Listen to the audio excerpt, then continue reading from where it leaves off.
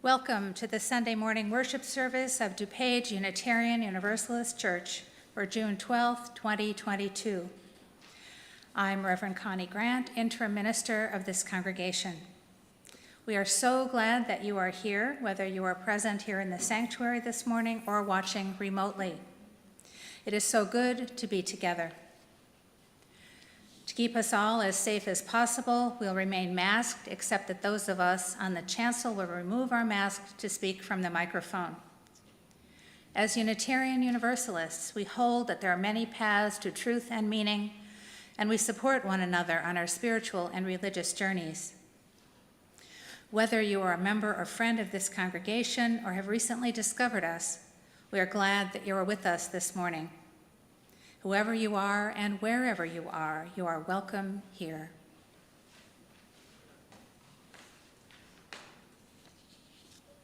Good morning. I'm Joe Wilmarth Tyna, and I'll be the worship associate for today's service. Please join us after the service today to thank Reverend Connie for her exceptional leadership over the past year. We'll have coffee and cookies outside and all sorts of goodwill to send her on to her next church.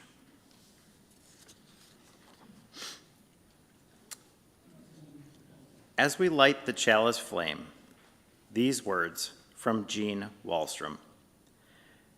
In this small flame dwell the beacon light of lanterns guiding travelers home, the warmth of hearth fires tended through the generations, the transforming energy of furnaces and the power and life of our sun.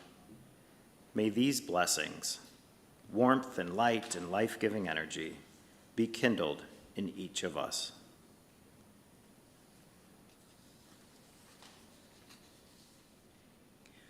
We bring ourselves as we are, accepting each other for who we are, calling each other to be what we may yet become. We call each other and ourselves to vision and action. Nurture ourselves, nurture each other. Challenge ourselves, challenge each other.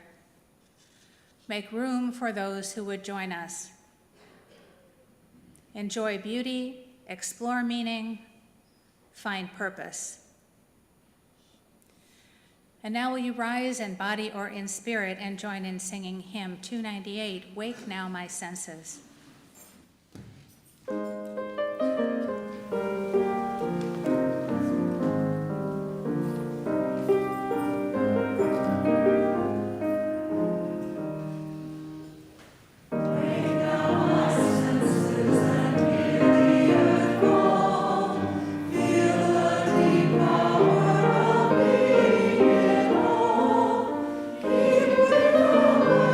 Creation, your love.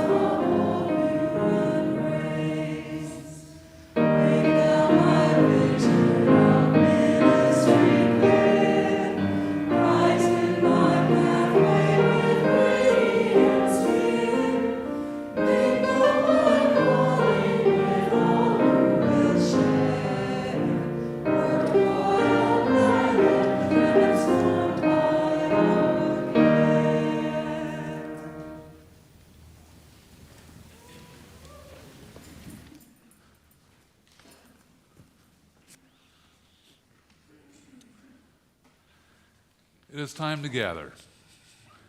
Today, I have a story about a journey, or perhaps the start of a journey.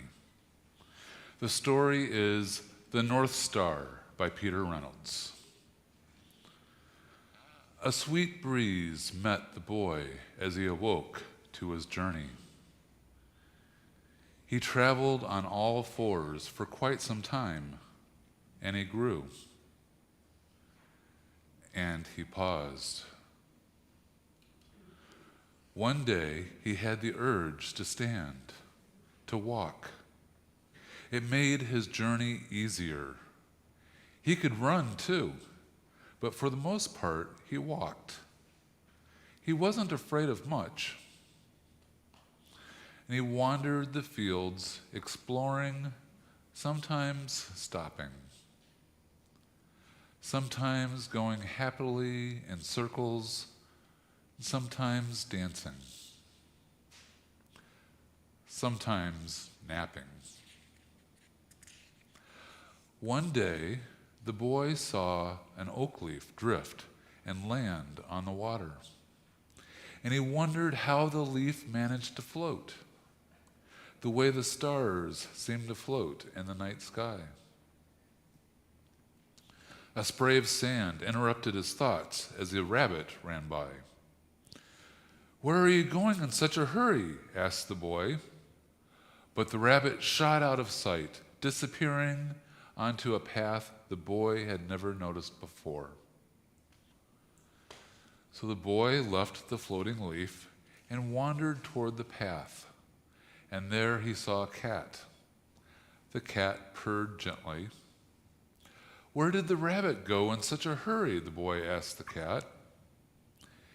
"He was in a rush to start his journey, and it's time for you to start your journey too." "Oh, but I've been on a journey," the boy cried. "I've seen many wonderful things. Some I understand, and some I don't, like how the leaf floats on water." "Well, that's fascinating," said the cat, "but I'd hate for you to be late. You don't want to be left behind." "Behind? But who's ahead of me?" "You wouldn't believe how many. You know, you're not the only one on this journey. Plenty ahead of you, lots to follow." And the boy began walking down the path. It stretched out far ahead of him. Signs kept pointing him along the way. Some parts of the journey were easy, and some were difficult. And although he was following the well-worn path, he had a growing feeling that he was lost. The forest seemed to be growing thicker. The soil was wet and muddy, making every step a struggle. Clouds had rolled in overhead, and the darkness closed in around him. He noticed an oak leaf drift from the sky, and it sailed with ease, and it swirled on the breeze and was carried deep into the forest, and the leaf disappeared behind a grove of trees. And the boy found the leaf floating on a pond in a peaceful clearing, like a delicate boat on a dreamy voyage. His thoughts were interrupted by a voice. "Oh, there you are. I was worried," said the cat. "Don't wander off like that. Now hurry, you're falling behind." So the boy ran and ran and ran, and as he ran, he noticed the forest getting darker and thicker, and the muddy ground became covered with water, and he could no longer see the path, and he sloshed through the swamp until he came to a clearing in the forest, and there he saw a bird. "You look lost," said the bird. "I don't think so. I'm not sure if I'm lost," the boy replied. "I hadn't really thought about it." "Hadn't thought about it," said the bird. "You must have some ideas of where you're going, yes?" "Well, I've been following the path, and it seems as if many people have taken it before me, and there have been many signs along the way. And a very helpful cat guided me back to the path when I started to wander. The crickets fell silent as the bird asked, "But where do you want to be going?" "I'm not sure," said the boy as he looked around at the dark, tangled swamp. "But I do know that this isn't where I want to be. I guess I am lost." And the bird said, "Ask yourself where it is you want to go, and then follow the signs you already know." "What signs? Where are they?" But the bird flew off into the cloudy night sky.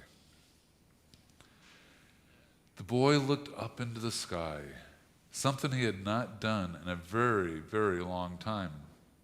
And he tried desperately to see where the bird had gone.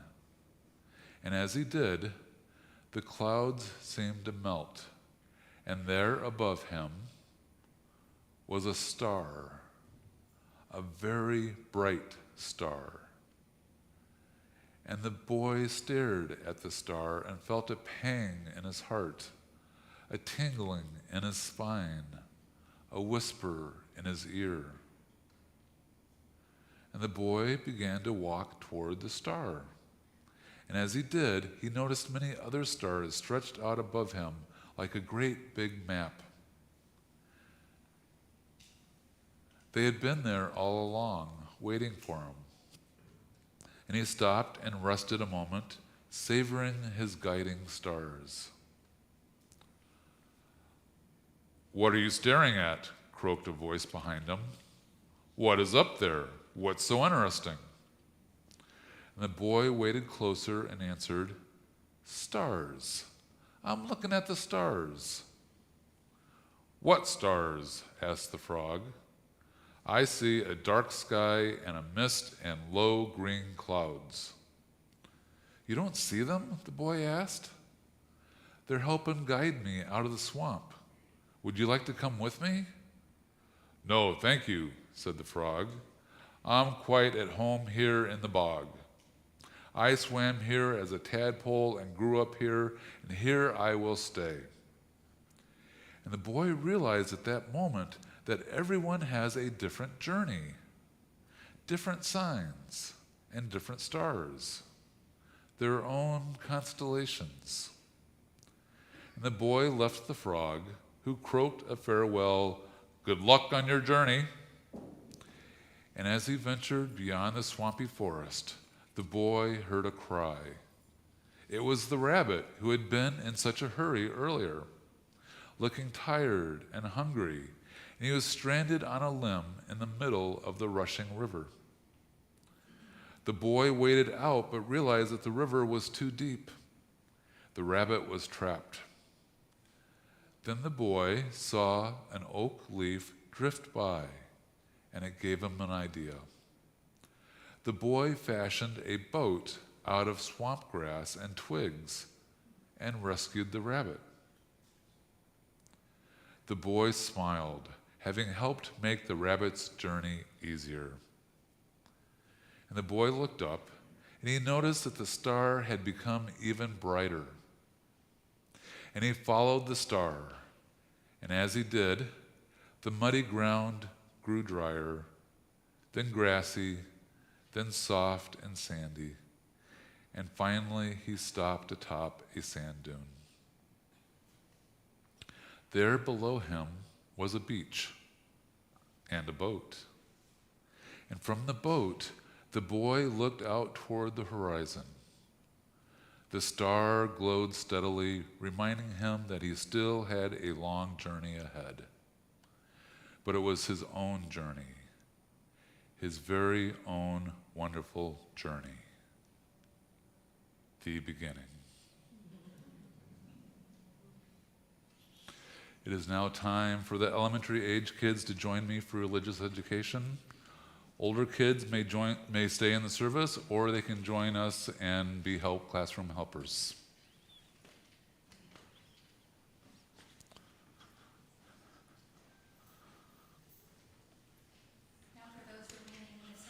Library, please rise and join in singing our song of affirmation.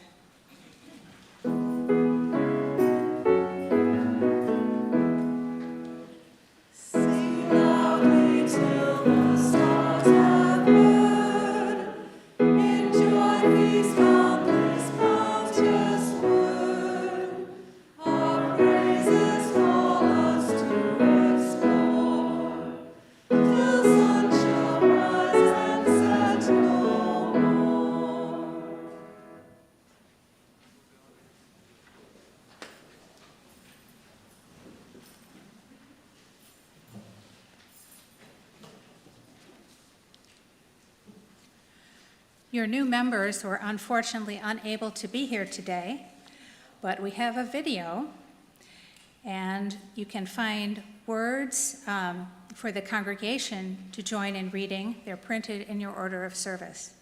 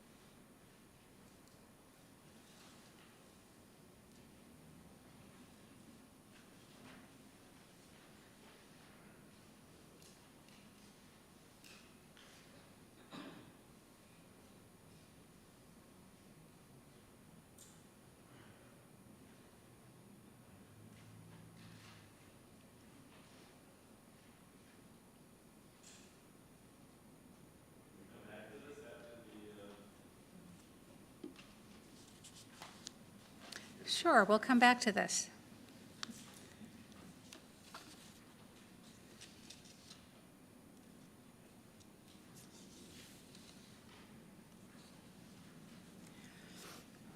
We hold each other in our hearts and minds with all our joys and all our sorrows. We remember those facing health challenges and those experiencing losses. One loss to the community is expressed by Mike Winter. Good friends and longtime members Stephanie and Duncan have moved to Pittsburgh to be closer to family. Mike says we will miss them and wish them well.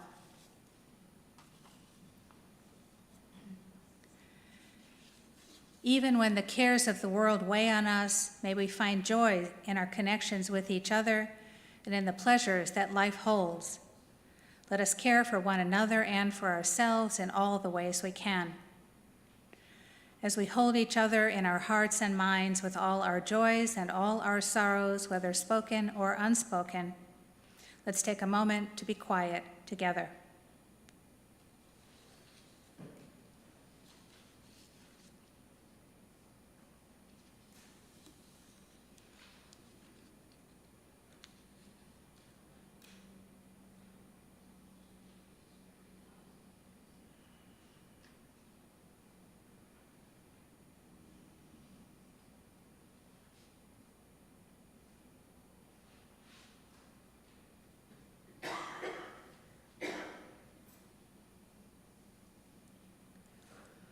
This House by Michael Boblet. May the walls of this house be strong in the face of storms, whether of winds or of words, whether of thunder or of tyranny. May the windows of this house be clear to the world's light, whether of dawns or of daring, whether of sunsets or of stillness. May the foundations of this house be firm upon the good earth, whether of soil or of sharing, whether of bedrock or of behavior. May the doors of this house be wide to all that come from afar, whether poems or people, whether songs or strangers. May this house embrace like a graceful chalice the flame it cannot define or limit, as a heart enshrines hopes larger than its beating walls.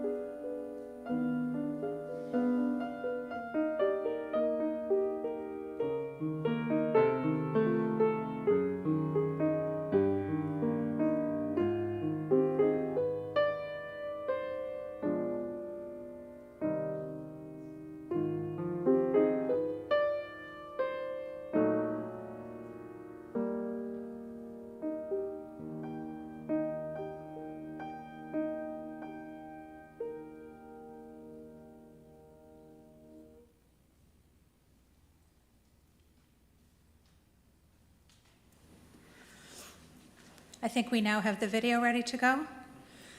Okay, so look for the words in your order of service on the second page. Today we welcome these new members, Alyssa and Justin Burson, who have chosen to make a commitment to this congregation by signing the membership book, affirming their support for DuPage Unitarian Universalist Church and of Unitarian Universalist values. Joan Doyle represents the Congregational Life team. Unitarian Universalism is a way of faith that celebrates diverse beliefs. Each one of us is free to discern for ourselves what we believe about the meaning of life, and other important questions. We enter into religious community to become part of something larger than ourselves, to both nurture and challenge each other and ourselves as we travel together on our life journeys. Congregation, we welcome you into membership in DuPage Unitarian Universalist Church, knowing that we are changed by your presence among us. new members, We gladly join with you in a spirit of goodwill and cooperation, knowing that we too are changed. and all, We covenant together as members of this congregation, bringing our gifts and needs to this community. Together, we support DuPage Unitarian Universalist Church through our contributions and our participation. We pledge to do our part to create and sustain this community of encouragement and strength for each other and for the world. congratulations, everyone.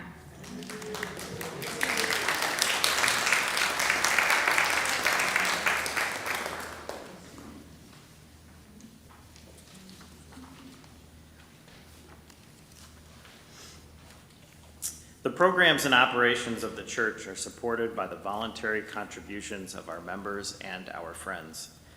Each month, we share our offerings with an organization nominated by the congregation and selected by the special offering team.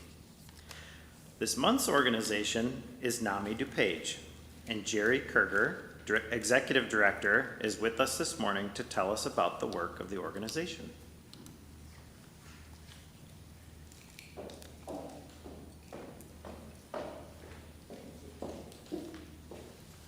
Thank you so much, Joe, and it's so nice to be here today. It's actually an honor and a privilege. And I say that because it wasn't very long ago, very many years ago, that no one will be coming out to talk to anybody about mental illness because it was so hidden. But today, when I listened to your first song that everybody was singing, I felt truly, I will be preaching to the choir because you talked about God and service to others, equity, justice, caring for people who are suffering, and that's what we do all the time at NAMI DuPage. NAMI DuPage serves about 20,000 people every year, providing free and low-cost services to individuals, to families, and to providing educational programs in our communities. We typically see about 14,000 students in DuPage schools every year. And what's unique about our programs, there's actually two things. One is that NAMI is based on the lived experience of mental illness. So many of the people that work at NAMI have a diagnosis of mental illness, or they have a family member that has one, and they've been specially trained to do our classes, to facilitate classes, and to facilitate support groups or provide other services. So we have such a wide array. People call us every day and say, my child's just been diagnosed with depression, what do I do? We have many, many kinds of programs for the individuals, for the families, and for the community. We're one of the few places that acknowledges families, and the families are so important to get people support and into recovery. They have to have that family support, and if families understand mental illness and get the support they need, then they too can help their loved one. One of the things that's so unique, I started to talk about our youth program in schools, is that we always have two people go out to the schools, and one of them is a person with a lived experience, so they have a diagnosis of mental illness. And when the presenter is talking about symptoms of mental illness, the other person jumps in and says things like, when I was a junior in high school, I started to cut myself, I started to drink, I started to take drugs, and this is my journey. And the kids are so astonished because here, this person looks fine. Look, they have a job. They can't be mentally ill. And after every class, we have kids that come up and say, I thought I was the only one who felt this way, or you've just described my parent, or in some cases, I have a plan to end my life. And we're able to direct those students to get the help that they need. It's a really, and today we are in a mental health crisis. I'll finish talking about, we provide support programs, youth programs, education, and we also have an employment program. We also have recreation programs because people are so isolated. Everything is either free or very low cost. But as I said, we're in a crisis today. Before the pandemic, we had about 1 in 5 people who experience mental illness every year. Those numbers estimates are that they've at least doubled.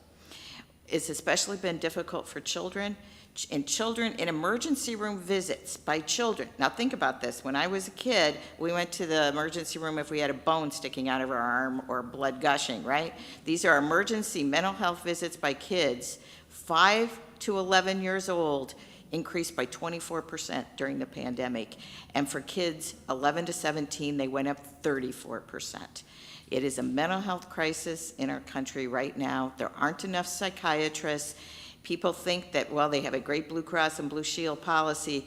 Even if you have that, you're probably going to wait 3 months to even get into a psychiatrist. We do have a crisis, but it is only when people understand and work together can we work on solving this. And we do have the resources in our country to do more, but it starts with having people that understand, which clearly all of you, I mean, to see all of you here today, and just, I can see the smiles on people's faces below the masks, their eyes go a certain way, so I know that you're smiling. But this is a first step, because the first step is ending the stigma. So I ask you today to go out and when people are talking about mental illness, speak up about ending the stigma, encourage people to get treatment. If you think someone's suicidal, don't stand by and say, well, I'm not a psychiatrist, there's nothing I can do. You know, people they do not die by suicide. They do not kill themselves because somebody asked them, are you thinking of ending your life? People don't do that. So make sure, put yourself in the position to try and help others. Support organizations in one way or another that are helping others and in the community. This is a great way to do it, is, you know, if you have a job where people can come in and talk about mental illness, great. The more people who are educated and support mental health programs, the better our community is. And I tell people all the time, when you help someone in this way, you are not only helping the individual, you're helping the family, and you're helping all of us in the community. So if any of you would ever like to be on a NAMI DuPage board or a committee, we welcome you. Call me anytime if you have a problem or situation. I'd be happy to talk to you and get you in touch with the right services that you might need or to the right people. And you can participate in other ways, volunteering at ours or other organizations. As a matter of fact, in 2 weeks, we have a race coming up, and I know people in your congregation have signed up to participate in that race, so we're grateful for that. So anything you can do, but when I heard your song today, tears kind of came to the corner of my eye, because this is exactly what we need to do, and there have never been more people in need than right now. So thank you so much for your support. Thank you.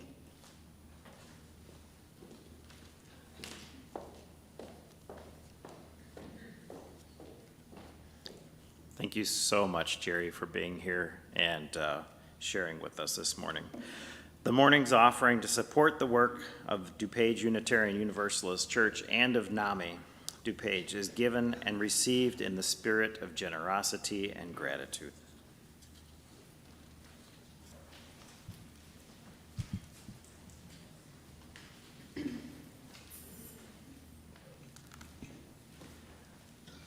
When Connie was asked what gift of appreciation she would like from our congregation, she replied that she would like some special music.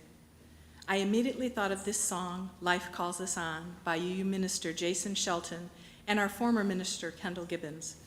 Not only are the lyrics appropriate, but several members of the choir have recently sung this at the Meadville-Lombard Seminary commencement this May. In addition, this song has the congregation and the choir singing. We start out singing the first verse together, and then the congregation will sing the rest of the verses, aided by Becky, while the choir provides vocal ornamentation. Please remain seated while we sing Life Calls Us On for Connie, in grateful recognition for all she has done for us this year.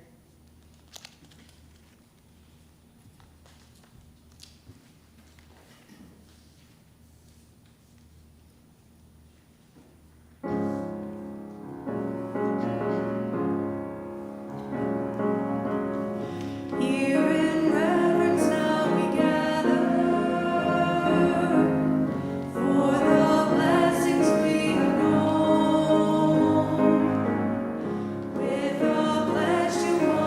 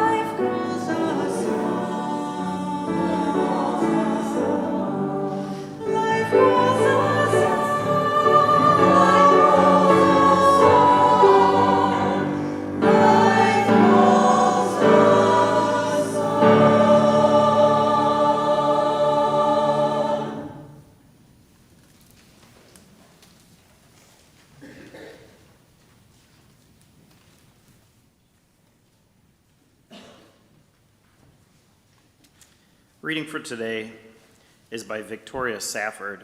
It's titled, Map of the Journey in Progress. Here is where I found my voice and chose to be brave. Here's a place where I forgave someone against my better judgment, and I survived that. And unexpectedly, amazingly, I became wiser. And here is where I was once forgiven. I was ready for once in my life to receive forgiveness and be transformed. And I survived that also. I lived to tell the tale. And this is the place where I said no, more loudly than I'd ever thought that I could. And everybody stared, but I said no loudly anyway, because I knew that it must be said. And those staring settled down into harmless, ineffectual grumbling, and over me they had power no more. And here's a time, and here's another, when I laid down my fear and I walked right on into it, right up to my neck in the roiling water. And here's where cruelty taught me something.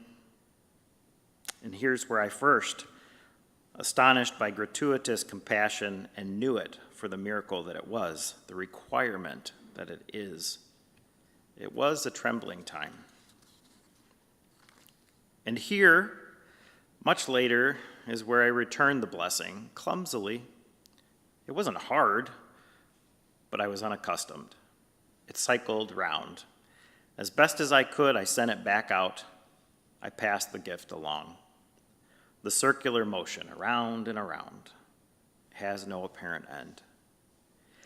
And here's a place, it's a murky puddle, where I have stumbled more than once and fallen.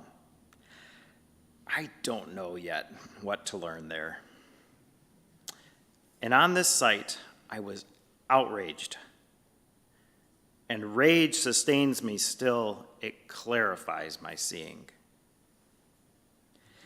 And here's where something caught me, a warm breeze in the late winter, a bird song in the late summer. Here is where I was told that something was wrong with my eyes, that I see the world strangely, and here's where I said, yes, I know, I walk in beauty.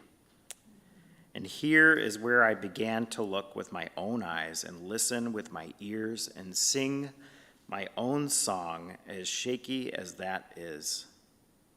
And here is where, as if by a surgeon's knife, my heart was opened. And here and here and here, these are the landmarks of conversion.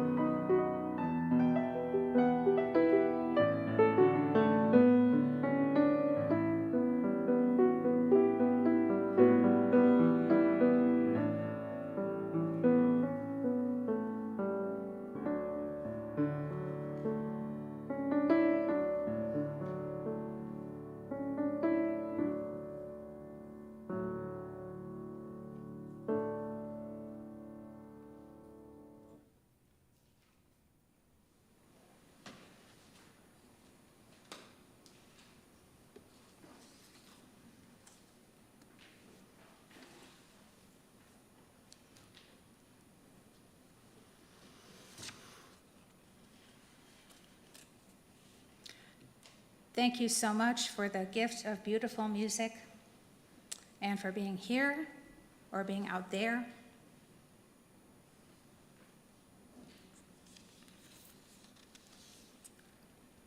It's nearly time for us to release each other from the covenant that has bound us together as minister and congregation during this time of transition. On one of my first Sundays with you, we acknowledged out loud, as we have known all along, that our time together would be limited and that it would be sufficient for the work that we would do together. At that time, you promised, among other things, to dare to dream what you would become and to dare to freely venture the untried, and I promised to encourage you in those efforts.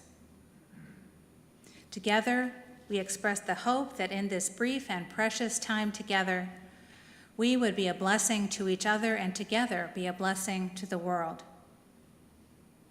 I think we've done pretty well. I know that you have been a blessing to me.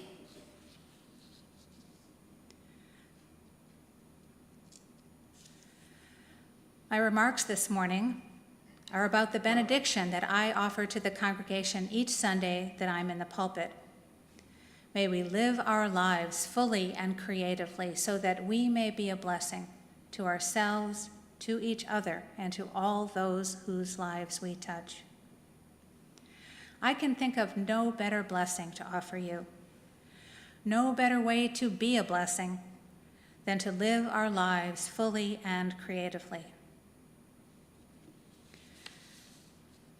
The Jewish social philosopher Martin Buber tells a story about a rabbi named Zusia.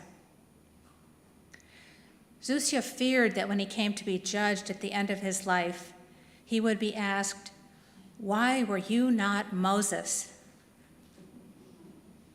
He was surprised to learn that the question was, "Why were you not Zusia?"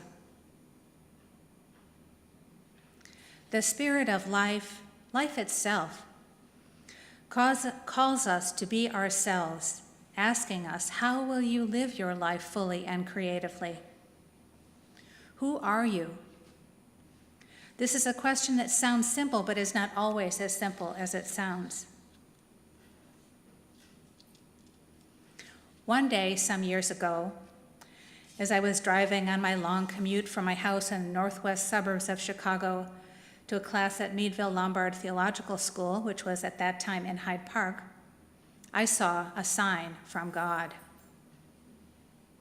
I knew it was a sign from God because the sign came in the form of a billboard that stated in very large letters, "If you have been waiting for a sign from God, this is it."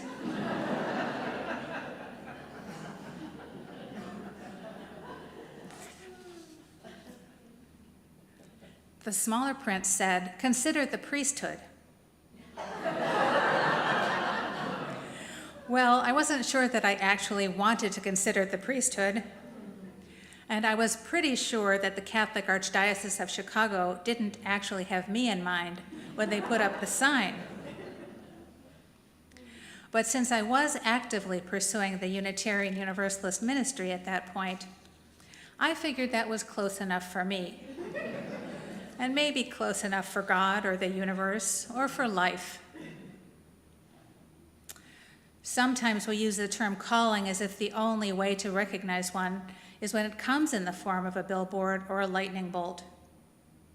But we don't always get billboards or lightning bolts or other dramatic signs to tell us what to do. Often the signs are much more subtle and harder to read. I suggest that an authentic calling is really a dialogue. Perhaps a call and response exchange between who we are inside ourselves and how we are in the world. This call and response requires trusting ourselves and trusting the universe, the larger life of which we are a part, to be authentic conversation partners. When we are called, life is calling, Life is calling embodied in the particularity of our own lives. When we answer our calling, when we live our lives fully and creatively, we are saying yes to the questions our lives ask us, saying yes to life's call upon us. Throughout our lives, ourselves grow and change as a result of our experiences and our responses to them, and as a result of our relationships and their influence on us. And life keeps calling, asking us questions. One of the questions that life asks us is, how will you serve humanity? So that question reminds me of the old Twilight Zone episode, in which the aliens follow an instruction manual titled, "To Serve Man." Have you seen that one?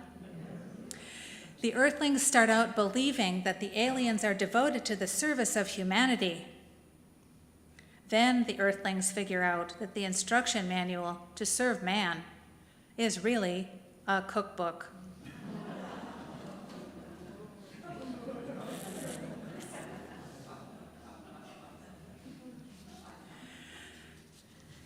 The question that life asks us, how will you serve humanity, is not as simple as finding the right recipe. But I don't think the question, how will you serve humanity, is really a question about altruism either. The question that life asks us is not simply how we will serve humanity, as if humanity meant something outside ourselves. Life asks us how we will serve humanity, and that question includes how we will serve our own humanity. Theologian Frederick Buechner suggests that the kind of work the universe calls us to do is the work that we need most to do and that the world needs most to have done. Buechner says that the place the universe calls you to is the place where your deep gladness and the world's deep hunger meet. And he suggests that the place to start is with the gladness, your own deep gladness. Similarly, the Baptist minister Howard Thurman instructs, don't ask what the world needs, ask what makes you come alive, and then go do it. Because what the world needs is people who have come alive. We come alive when we sense the world's response to us and sense that what we are doing matters to ourselves and to others. When we start with ourselves, come alive, we are already part of a dialogue with ourselves in the world. Life calls on us. Life calls us on. For me, my calling to serve is what I think of as a designated human being. It works not because I am smarter or better or holier or more religious or even more rational. It works because I am willing to serve. It works because I have certain skills and the willingness to use them. I'm willing to serve as preacher, teacher, listener, questioner, in my role as minister to a religious community. I'm called to show up, to do what human beings do, to be with others in times of sorrow and of joy, and help them make sense of their lives. To help others be their best selves, even as I myself strive to be my own best self. To act and reflect and to act some more in service to the source of my calling and to humanity. Not just humanity in general, but humanity in its embodiment in real-life human beings, in their particularity. Specifically, during the year that we've been together, in your particularity, maybe even in your peculiarity. We serve our own humanity best. We live our lives most fully and creatively when we recognize in ourselves who we are and who we want to be as our own best selves. when we recognize what we have to offer the world and what we want to offer the world, when we embrace the gifts we have been given and share the gifts we are willing and able to give to each other and to the world.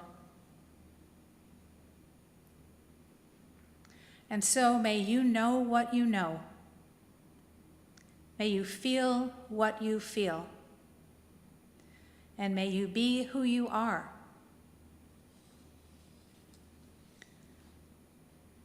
May you follow your own North Star. Be a blessing.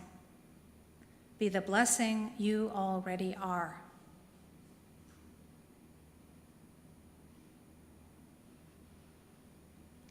And now will you rise in body or in spirit and join in singing hymn 295, Sing Out Praises for the Journey.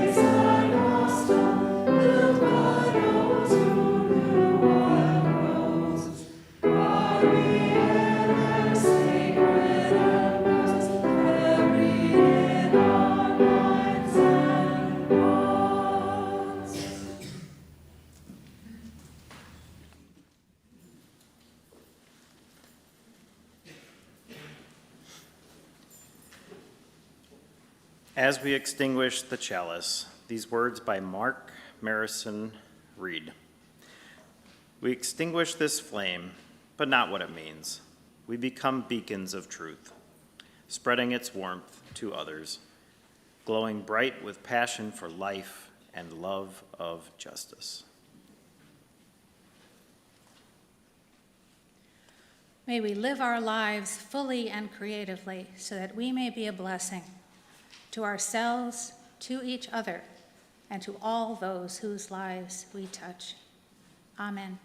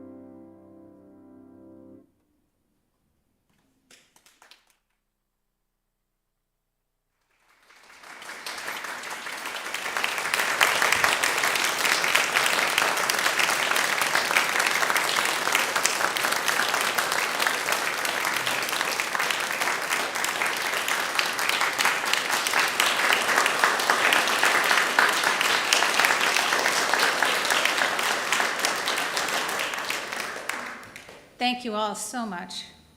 I've had a great time this year. I hope it's been a good year for you as well. I think your future is bright and calling you forward. Thank you.